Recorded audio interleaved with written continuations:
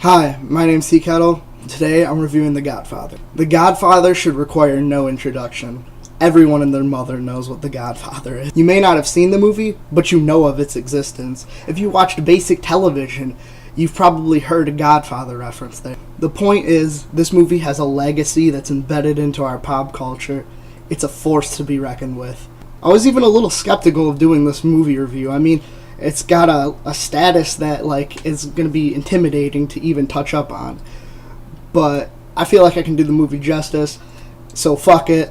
I'm jumping right into it. No shame. So The Godfather is a crime gangster movie directed by Francis Ford Coppola from 1972. The cast includes Al Pacino, Marlon Brando, James Caan, Robert Duvall, Diane Keaton, and many others. I mean, the cast says it all. This movie has top-notch acting, undeniably. The movie is about Michael Corleone, who's considered the good kid of the bunch, rising into this ruthless kingpin, just like his father.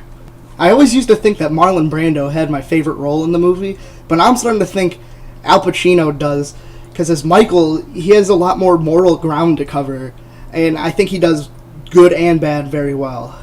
Marlon Brando is the Godfather, Vito Corleone. He's been in the game for quite some time. He knows what he's doing. He's very professional. And he sets this example for his sons. The one who picks up on the guidelines of his the most is Michael. Sonny is way too emotional to think with a clear mind, to be the head of the family. And then you got Tom, who's the adopted son, and his role is the lawyer and the counsel. The cinematography gives these characters their presence. I mean, the opening shot when you first see the Godfather, you just see his head and his arms, and because of the lighting and the camera work, he doesn't even have to do anything to he's got power. He's got this overwhelming aura just about him. When it comes to movies, I generally tend to like intimidation rather than brute force in films, so that might be one of the reasons on a personal level why I like this more than some people will. That being said, the dialogue is what makes this movie for me. Holy shit. The first line that blew me away is when Michael was telling Kay about how they knew Johnny Fontaine and how he was attached to this contract that he couldn't get out of to get, a bigger musical position.